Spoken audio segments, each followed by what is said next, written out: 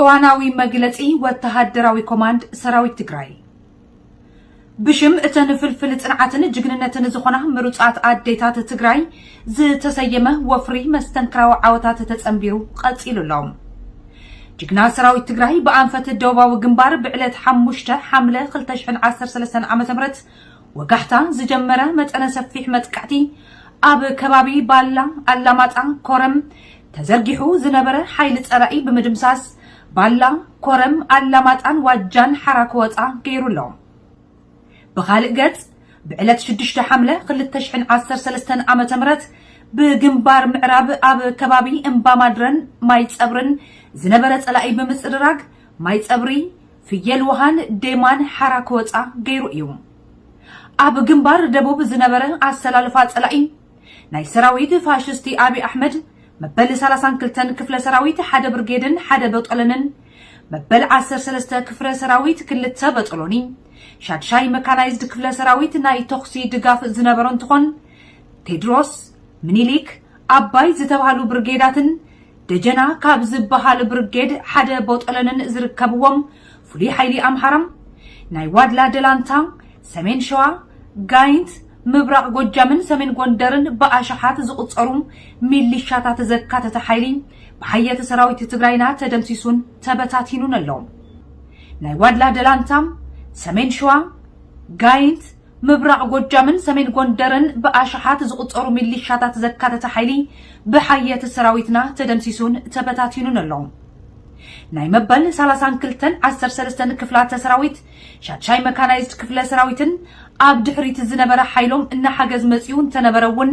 በጅግና ሰራዊትና ብዝዓረፎም ውቅዒት ተበታቲኖም ናብ ዝነበርዎ ተመሊሶም አለው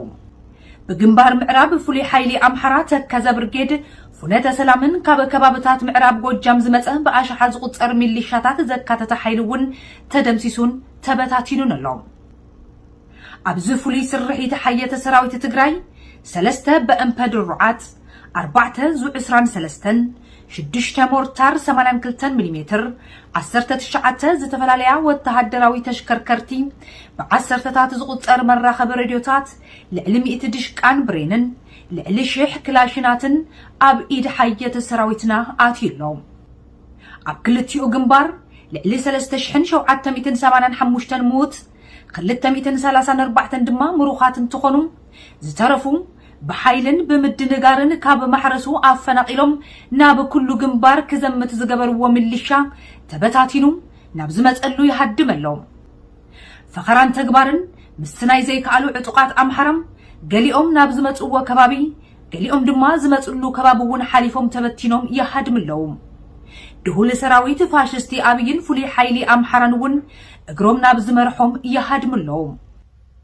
እዞም አዴታትን ህፃናትን ምጭፍጫፍን ምግፋዕን ባህሪኦም ዝኾኑ ጸረ ህዝብን ፈከርት ድሕር ገዛን በርቃው መጥቃዕቲ ሐየተ ሰራዊትና ምጽዋር አብይዎም ይበታተኑለው እዞም ካሕዳማት በጽሕዎም ዘለው ቅዒትን ስዕረትን ክኽውሉ ዘይኾንዎ ኮይኖም ዘይገበርዎ ጌርና እናበሉ محدر ليت ክኾኖም ኣብ ዘይቋርጽ ሓሶትን ንህዝብ ምጭብርባርን ተጸሚዶም ኣለው ህዝብ ትግራይ መንግስት ትግራይን ሰራዊት ትግራይን ምስ ህዝብ አምሐራ ጽልኢት አይነበሩን ንቅድሚቱን አይክህልዎን ጸላእትናም ስልጣን ሒዞም ኢትዮጵያ ኣብ ሓውን መከራን ረግሪጎም ክትፍተን ዝገብሩ ዘለው ልቀመላኺ ፋሽስቲ ኣብይን ጉጅልኡን ግዝአት መራሕቲ መንግስት ክልል አምሐራን እዮም እዞም በተንተ ዓዲ ህዝብ ትግራይ ንምብራስን ንምጽላትን ዝከኣሎም ኩሉ ገይሮምን ይገብሩን ኣለው ከምኡውን ህዝብና ንምብራስ ኩሉ ለና ዝብልዎ ሓሶታትን ምድንጋርን ይቕጽሉሉ ኣለው መንነትን ባህርን ህዝብን ሰራዊትን ትግራይ ዘይኮነ ጠቕነታት ብምጥቃን ምስ ህዝቢ ናይ ምባኣስ ሽጣርኦም ክሳኻዕ ዘይክእል ዋላ እኳ እንተኾነም መላእ ህዝብ አምሐራ ይኹን ሚሊሻ አምሐራም